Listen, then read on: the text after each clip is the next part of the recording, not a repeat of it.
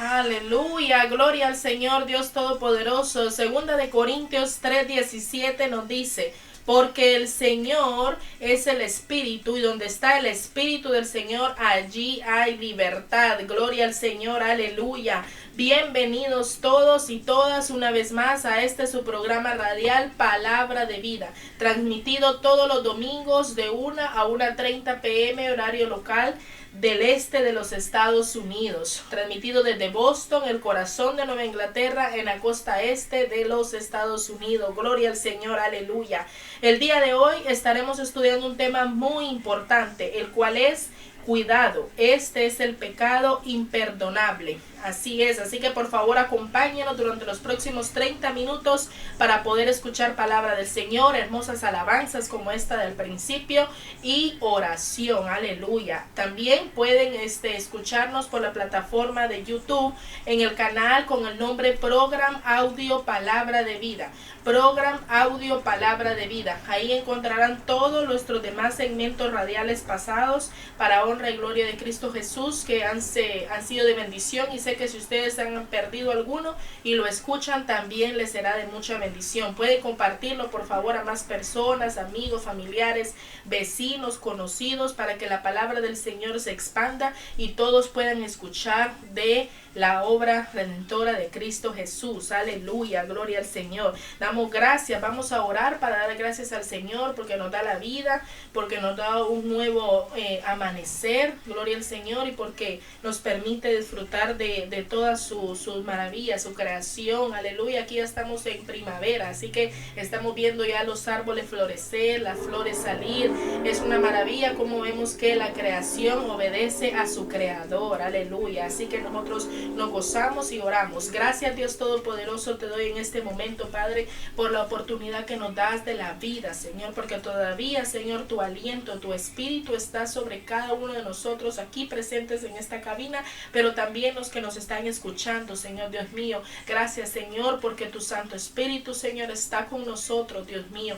Gracias te doy, Señor, por todas las personas, amigos, amigas, radio oyentes que nos escuchan, Señor, donde quiera que se encuentran en ese internet, Señor, en esa plataforma digital, Padre, tú los conoces, Señor. Nosotros no tenemos el privilegio todavía, Señor, pero yo te encomiendo sus vidas, Padre, que estos temas, Señor Dios mío, toquen sus corazones, que sea el Santo Espíritu tuyo, Señor, poniendo, Señor, esos corazones, Padre, prestos para escuchar tu palabra, Dios Todopoderoso, y que tu nombre, Señor, sea exaltado y glorificado, porque solo tú te mereces toda la honra, toda la gloria y toda la exaltación. Gracias, Señor, por esta ciudad, por este estado, por esta nación, por todas las naciones del mundo. Clamamos, Señor, porque sabemos que tú eres el amado de las naciones, dice tu palabra, Señor Dios mío, Padre. Gracias te doy, oramos en el nombre que es sobre todo nombre, en el nombre poderoso de Cristo Jesús. Amén y amén. Dios les bendiga.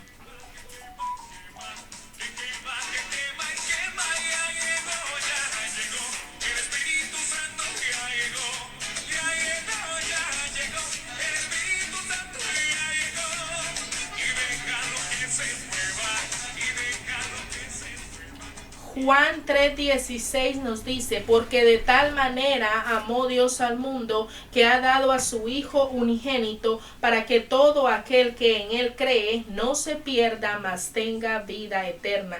Primera de Tesalonicenses 4:16. Porque el Señor mismo, con voz de mando, con voz de arcángel y con trompeta de Dios, descenderá del cielo y los muertos en Cristo resucitarán primero. Aleluya.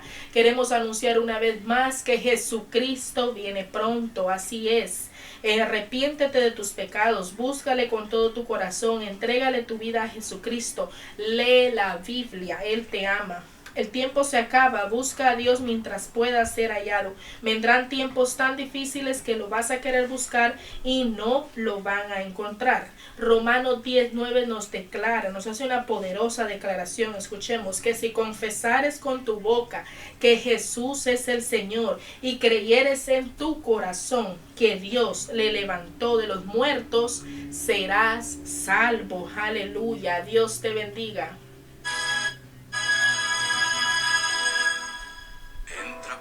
Puerta de atrás, sigiloso, buscando un lugar para estar en confianza. Se presenta ante ti, codiciable a los ojos, esperando el momento de atacar su carnada. Es un vendedor de placer insaciable que te dice no temas, no hay compromiso. Vive hoy el momento, ven pronto, no tardes, y te va lentamente empujando al abismo.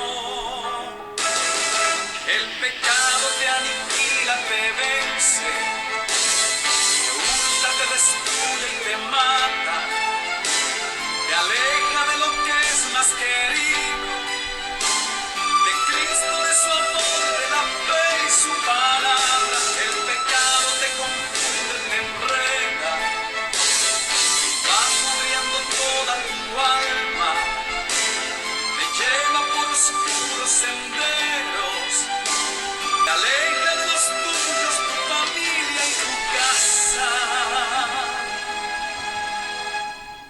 Llega ante ti cuando tú no lo esperas, cuando piensas y crees, he vencido, estoy firme. Cuando hablas con él, te deslumbra, te enreda y te va seduciendo hasta ver que te rindes. Es un mundo sutil de confort y sorpresas, donde enciende sus luces de brillo indecible, ocultado entre tantas mentiras y engaños, un infierno esperando después del gran juicio. El pecado abre en ti un gran abismo, miente al ofrecerte esperanzas, apaga la luz del camino, te enceguece, te marchita, te esclaviza y te acaba. El pecado te arrastra al infierno, destituye del cielo tu alma, te aleja del Padre eterno, de Cristo, de su Espíritu y su tierna mirada.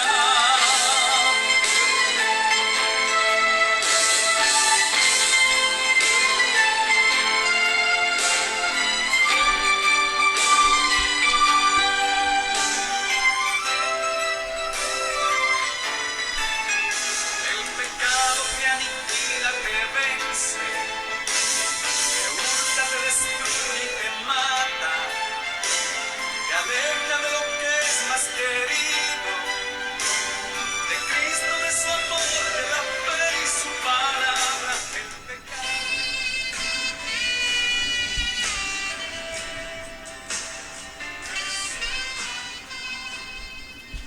Aleluya, alabado y exaltado sea el nombre de nuestro Señor Jesucristo, amén. Hoy vamos a estar meditando en un pasaje de suma importancia donde Dios nos advierte cuál es el único pecado imperdonable.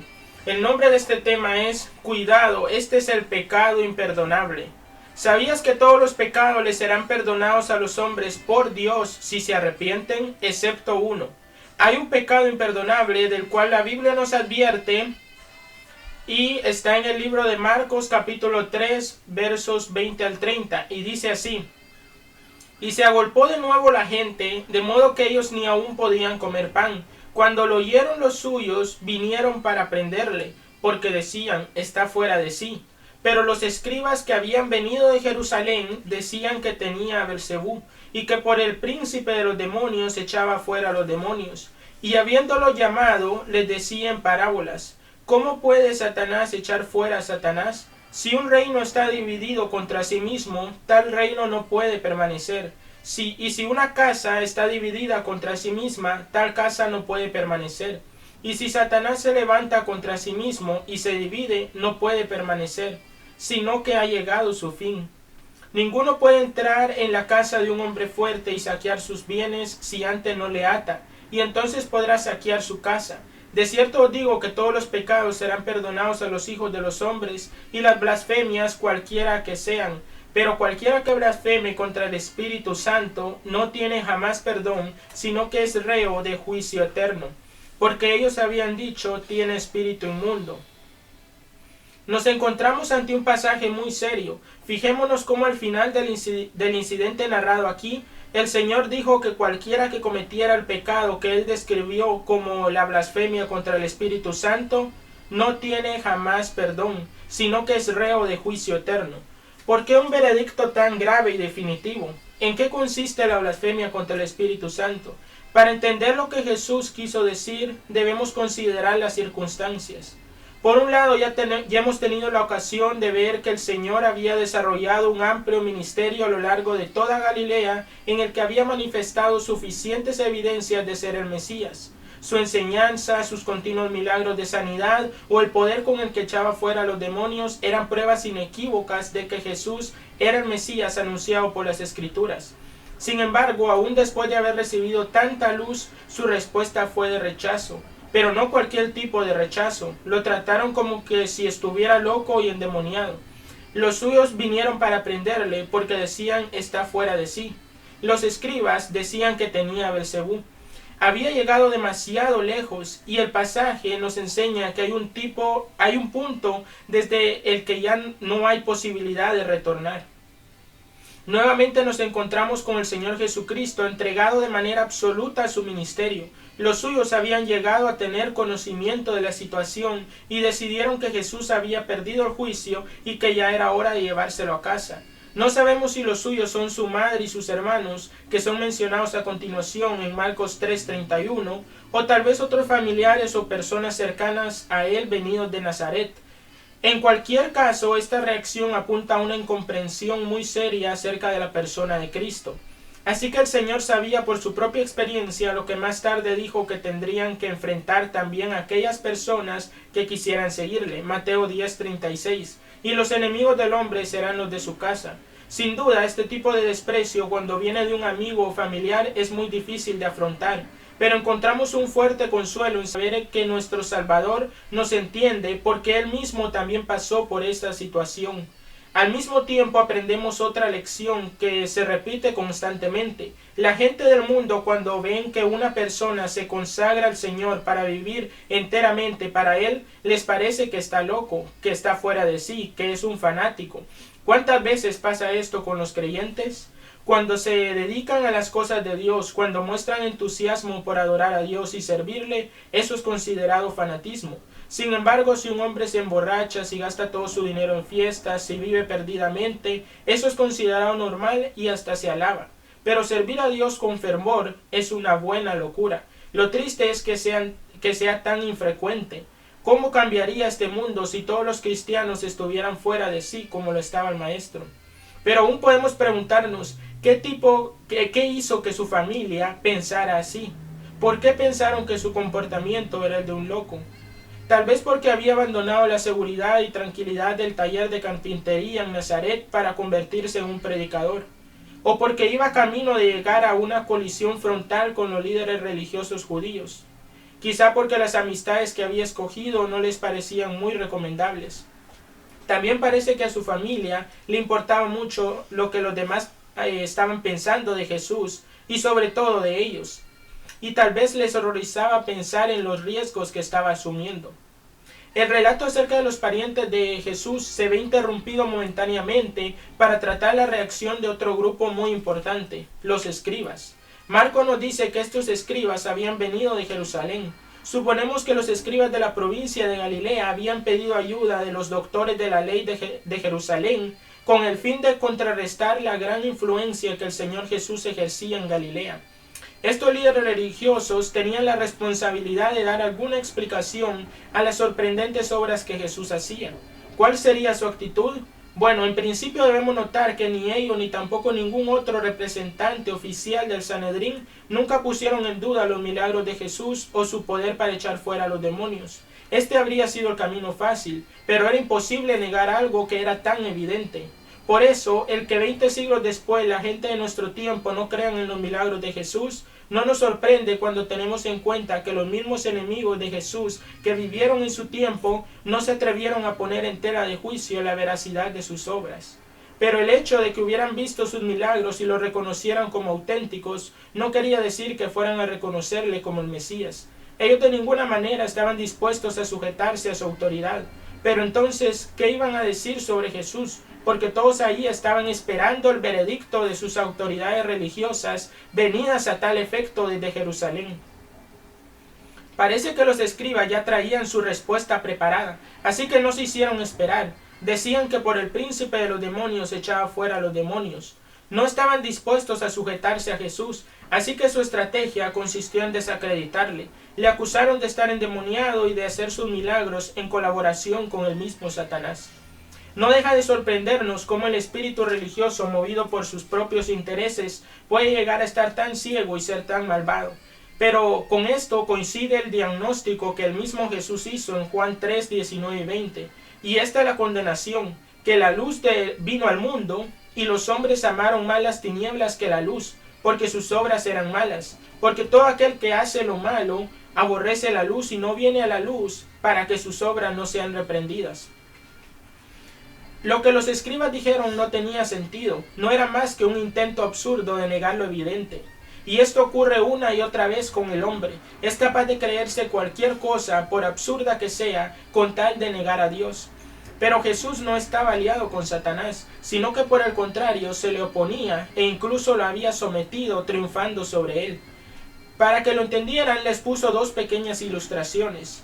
Ilustración número 1. Si un reino está dividido contra sí mismo, tal reino no puede permanecer. Cristo compara el reino espiritual de Satanás con un reino humano, con el fin de resaltar la insensatez de la idea presentada por los escribas. Si hay una disensión interna en un reino, ese reino no puede durar mucho. Si hay peleas continuas entre el esposo y la esposa, el matrimonio no durará. Si hay divisiones dentro de una iglesia local, esta no durará. Si Satanás está en guerra con sus propios demonios, entonces está acabado como poder a tener en cuenta, porque ha empezado una guerra civil en su reino. Este mundo no es el escenario de una división dentro del reino de Satanás, sino el de un terrible conflicto entre el poder del mal y el poder de Dios, entre el reino de Cristo y el de las tinieblas. Ilustración número 2. Ninguno puede entrar en la casa de un hombre fuerte y saquear sus bienes si antes no le ata. Supongamos que alguien quiere robar en la casa de un hombre muy poderoso. No hay manera de hacerlo hasta que haya sometido a ese hombre poderoso. Cuando le tiene bien atado, entonces podrá desmantelar sus bienes, pero no antes. Lo que no tiene sentido es pensar que el dueño de la casa preste su ayuda al ladrón para que le robe. Y esto era precisamente lo que los escribas estaban diciendo, que el diablo estaba ayudando a Jesús a liberar las almas que éste tenía aprisionadas.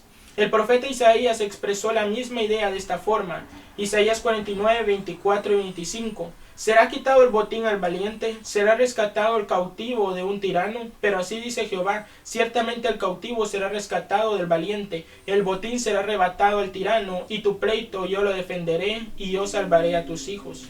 Jesús había encontrado al hombre fuerte, Satanás, y allí en el desierto le venció, Marcos 1:13. Desde entonces había recorrido toda aquella región, estropeando, frustrando y anulando sus malévolas obras. Marcos 1:23 al 26. Jesús es mucho más poderoso que el diablo. Tiene el poder para atarle y también para deshacer todas sus obras. Primera de Juan 3:8. Para esto apareció el Hijo de Dios, para deshacer las obras del diablo. El propósito final del Señor es liberar a las almas y los cuerpos de los seres humanos que están bajo el dominio de Satanás. A esto se refiere cuando dice que saquea su casa. Los escribas tenían una gran responsabilidad. Ellos conocían de primera mano que todo el ministerio de Jesús era una demostración directa y clara del Espíritu Santo. El mismo Nicodemo, un principal entre los judíos, lo había dicho, Juan 3:2. Sabemos que has venido de Dios como maestro, porque nadie puede hacer estas señales que tú haces si no está Dios con él.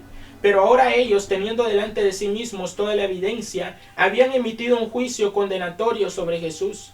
Le trataron de la peor forma posible. Dijeron que estaba endemoniado y que era un aliado del mismo Belcebú. Esta decisión, una vez tomada deliberadamente, sería irreversible y haría imposible cualquier arrepentimiento. Pero ¿por qué era tan grave? ¿Por qué Jesús dijo que este pecado no sería jamás perdonado, pero sí todos los demás? Para comenzar, fijémonos en cómo Jesús llamó a este pecado, la blasfemia contra el Espíritu Santo. ¿Por qué se refirió a él de esta manera?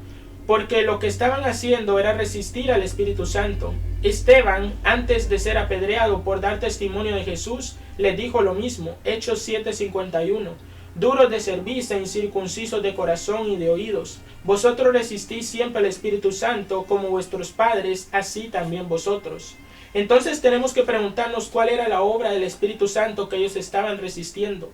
En las Escrituras el Espíritu Santo tiene dos funciones principales: revelar la verdad de Dios a las personas y capacitar a las personas para hacer la obra de Dios. Por lo tanto, cuando acusaron a Jesús de estar endemoniado, estaban resistiendo la revelación que el Espíritu Santo estaba dándoles acerca del Señor Jesucristo y de la naturaleza de sus obras. Juan 16, 8 al 11, el Espíritu Santo convencerá al mundo de pecado, de justicia y de juicio. De pecado por cuanto no creen en mí, de justicia por cuanto voy al Padre y no me veréis más, y de juicio por cuanto el príncipe de este mundo ha sido ya juzgado. Si ellos estaban resistiendo de esta manera la obra del Espíritu Santo, ¿qué más podría hacer Dios para convencerles de su pecado y llevarles al arrepentimiento y al perdón?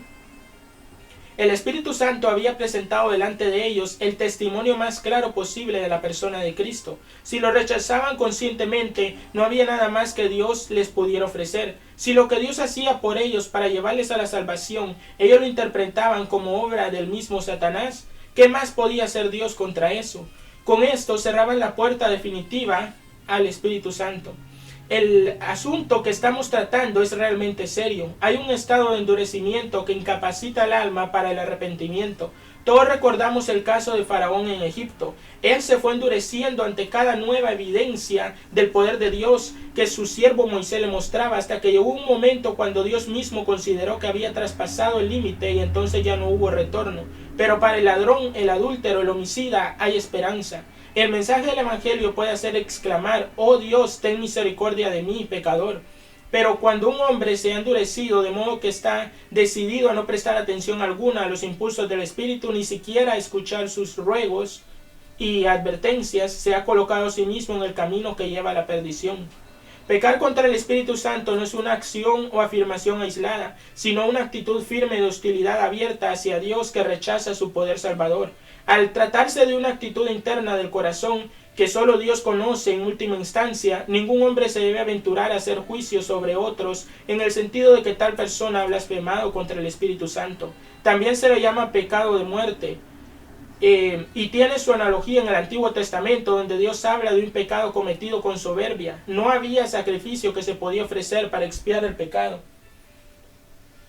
Por ende, la persona que cometía dicho pecado será cortada en medio de su pueblo, por cuanto tuvo en poco la palabra de Jehová. Este versículo ha preocupado a muchos creyentes, quienes temen haber cometido este pecado imperdonable. Pero cuando una persona está realmente preocupada por este asunto, está demostrando por su comportamiento que no ha cometido dicho pecado. En otras ocasiones escuchamos de personas que dicen que nunca debemos cuestionar si algún ministerio, por ejemplo de sanidad, realmente se está desarrollando en el poder del Espíritu Santo, por el peligro de estar blasfemando contra el Espíritu Santo. Ante tal situación hay que recordar lo que leemos en 1 Juan 4:1, donde dice que debemos probar los espíritus para ver si son de Dios. Por lo tanto, probar los espíritus no es sinónimo de blasfemar contra el Espíritu Santo. Sin embargo, al evaluar dichos ministerios, debemos guardar nuestros corazones de no estar cerrados al obrar del Espíritu Santo en la vida de otro creyente. Blasfemar es hablar mal de Dios, es rebajar su dignidad deliberadamente, insultarle. De esto aprendemos dos cosas muy importantes. El Espíritu Santo es una persona y no una fuerza impersonal como algunos dicen. El Espíritu Santo es Dios. Por eso la blasfemia contra el Espíritu Santo es un pecado muy grave. Para blasfemar contra el Espíritu Santo no es necesario ser un depravado moral y estar inmersos en todos los vicios posibles. Recordemos que el Señor se está dirigiendo a personas muy religiosas, moralmente rectos, según los criterios del mundo, meticulosos en sus expresiones religiosas. Notemos finalmente que el Señor Jesús habló de condenación eterna y de la posibilidad de que un hombre quede eternamente en el infierno. Esta es una verdad terrible, pero es una verdad y no podemos cerrar los ojos ante ella, ni engañarnos pensando que es imposible, que un Dios de amor nunca permitiría que nadie vaya al infierno. Aleluya. Espero que este tema les haya sido de mucha bendición. Que Dios les bendiga.